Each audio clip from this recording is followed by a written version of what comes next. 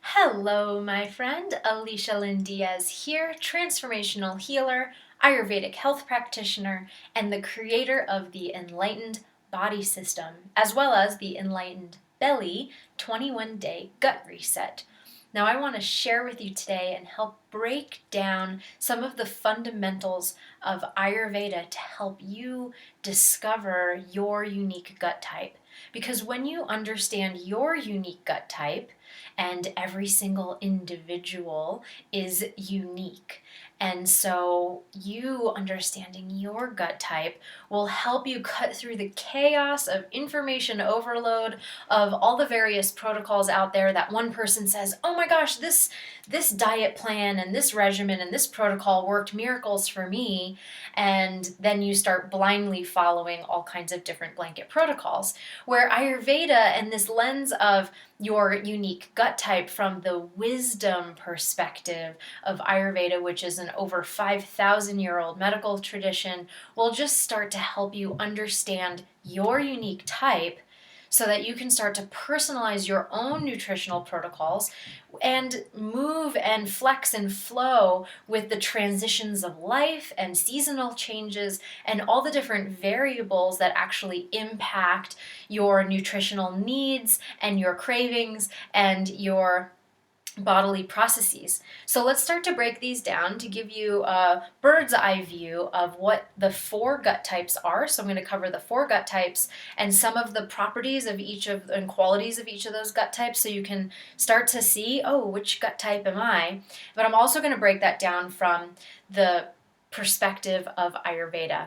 So in Ayurveda, every individual is indivisible from the whole of life, from the whole of creation.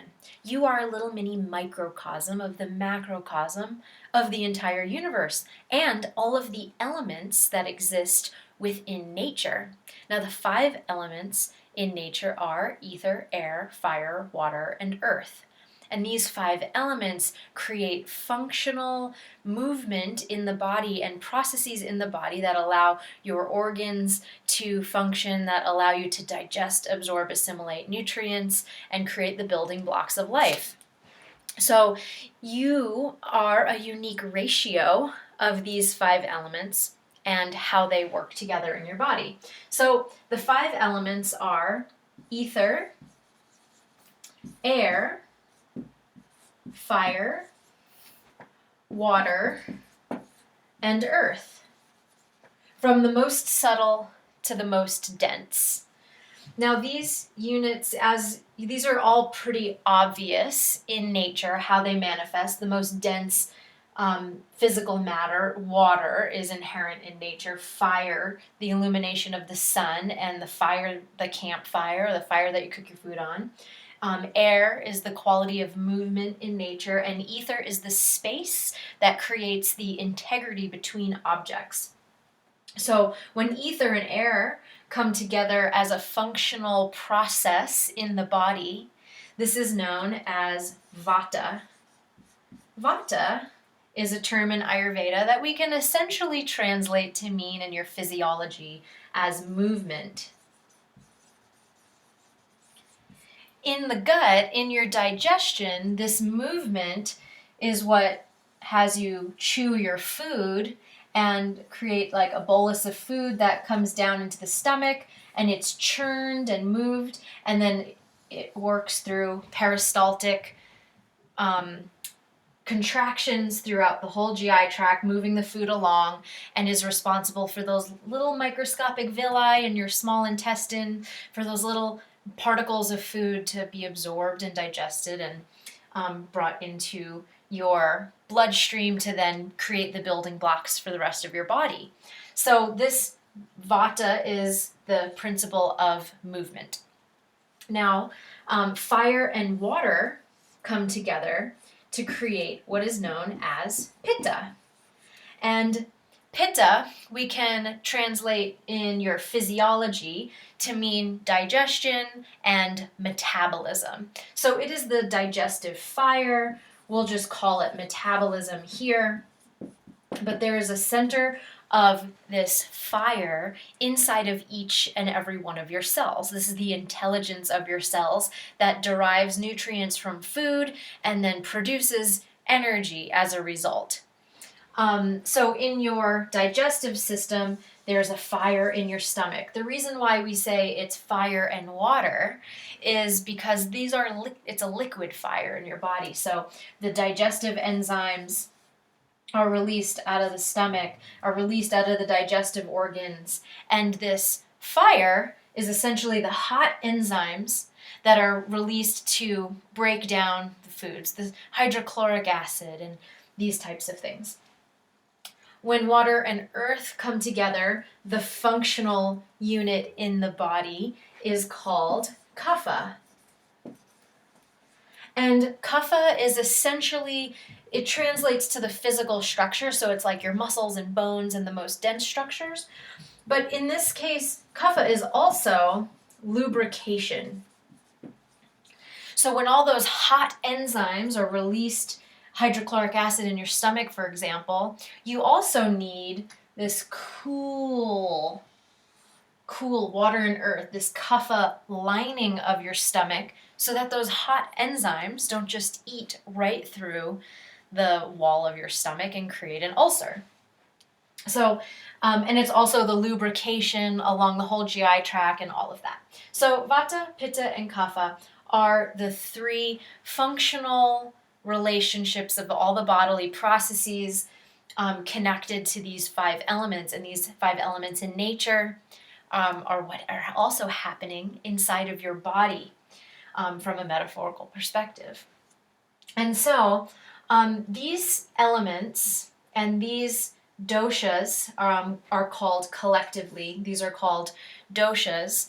These are in every single human being. So you have all three of these, Vata, Pitta, Kapha, working together in your body to help you digest, absorb, assimilate nutrients, and also to perpetuate your life as a whole. What's unique, however, is the ratio that these three doshas have in your unique body. And we look at that from a full body type perspective, and we also look at that from a what's out of balance. When Pitta, the fire, is in excess, this can create inflammatory situations in the body, hypermetabolism, where someone can't keep weight on, for example. This can also create autoimmune conditions on a cellular level where there's excessive heat. The demyelinating disorders, for example, where the heat, the excess pitta, is actually burning up that lubrication or the lining of the nerve cells. These types of things. So when there's excess of any of these, this is what creates pathology in the body. This is one of many things that creates pathology in the body. And in relationship to your gut health, these different doshas are connected to the 4 unique gut types. So I want to go through those quickly. And the first gut type is called the variable gut type, or in Ayurveda is called Vishma Agni. Now, Agni is just the Sanskrit term for fire. Essentially, it's the digestive fire. But Vishma Agni, we can essentially translate this in English to mean the variable gut type. This gut type tends to have variable appetite, so they're hungry at different times of the day. They have drier stools. They have a harder time eliminating. Maybe they don't eliminate every single day, or they might eliminate multiple times a day. The healthy description of a healthy elimination, a healthy bowel movement, is one ripe, can you see this down here? Yeah. One kind of ripe banana, the size, shape, girth of a banana, a ripe banana, and anything that is drier than that would be more like pieces or chunks like rabbit pellets, And what is looser than that, just is more liquidy than a banana, would be on the soft side. So these variable gut types tend towards having drier stools that don't pass as easily. Sometimes they even have a little bit of straining to release, and also can tend towards gas and bloating because the variable gut type is connected to Vata, which is the air element. The second gut type is the sharp gut type. Now this is associated in Ayurveda, this is called Tikshna. I'm giving you some of the Sanskrit here because it's fun. But Tikshna Agni, Tikshna means sharp. And Tikshna Agni is connected to Pitta, which is connected to the fire element. So this is essentially hyper metabolism or a hyper acidic stomach. So someone with Tikshna Agni might be having this situation where the excessive heat, the stomach lining and that lubrication can't handle it, and then they end up getting an ulceration. This is the case often with IBD, inflammatory bowel disease, IBS. Although IBS, irritable bowel syndrome, can be either variable or sharp gut type, it could have elements of both, and there are combination gut types where you might have more than one of these four. You might not fit purely into one of these four categories. But this sharp gut type, or this Tikshna Agni, is associated very strongly with ulcerations, with heat, with hyperacidity, with reflux, that type of thing. There's also the third type is called, we can translate into English as dull, or the slower metabolism. This is hypometabolism. In Ayurveda, this is called Manda Agni, and Manda essentially means the slower gut type. So this is the hypo-metabolic type. This is the I hardly eat anything and I gain weight, and I can't seem to keep the weight off no matter how much I work out. This is also the gut type that is associated with not enough stomach acid. So they could actually experience reflux symptoms as a result of hypoacidity. But this is essentially the metabolic type or the gut type that's associated with overweight, that's associated with high triglycerides, high cholesterol, high blood sugar, things like that. Where the sharp gut type tends to have hypoglycemia. They are just ravenous. They're hungry all the time, and they always feel like they can't eat enough. They have lots of cravings, and they need to eat a lot of food, and they can't go many hours without eating. If they get super irritable if they skip meals.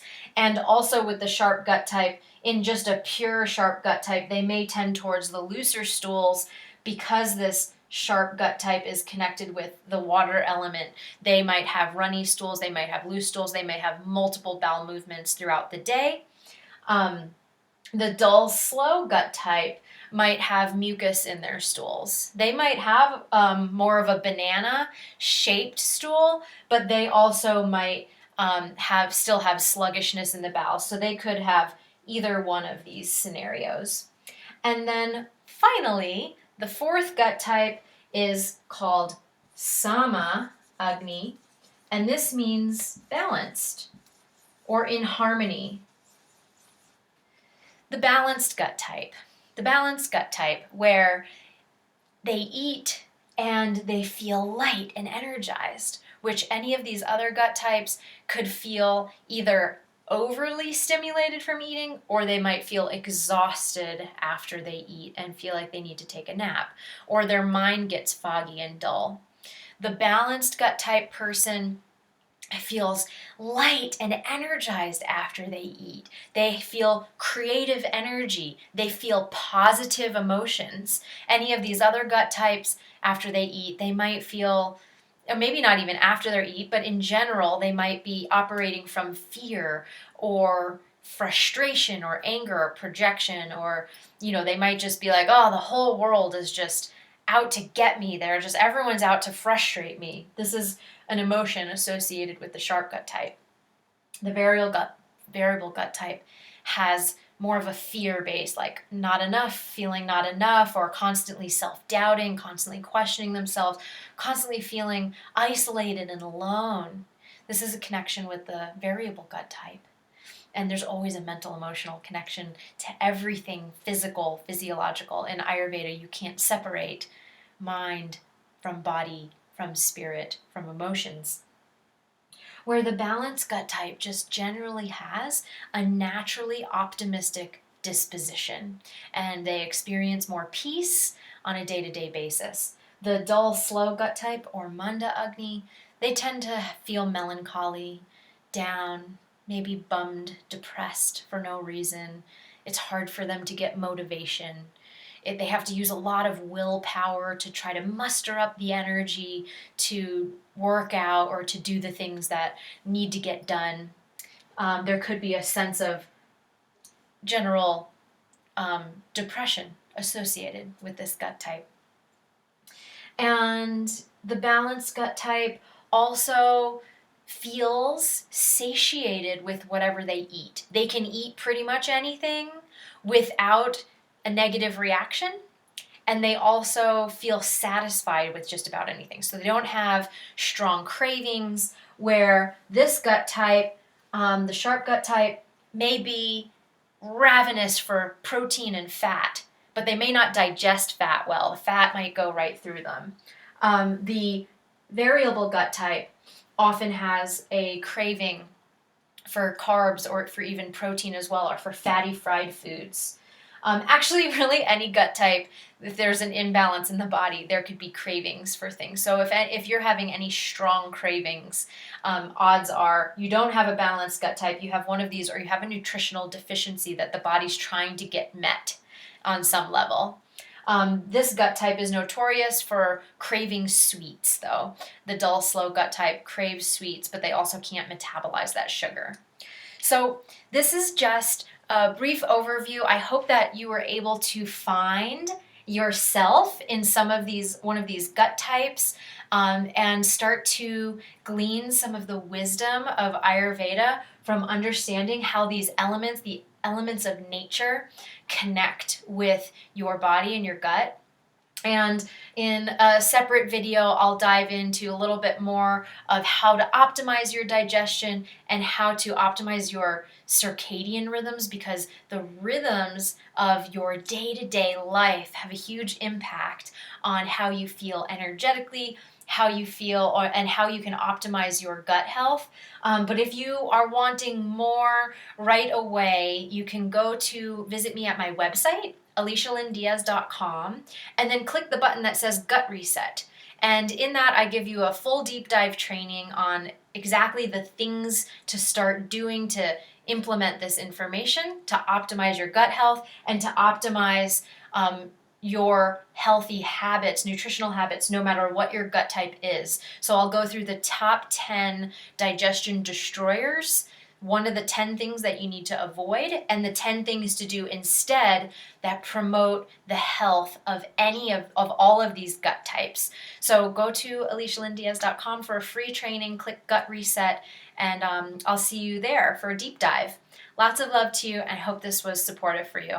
I'll see you soon.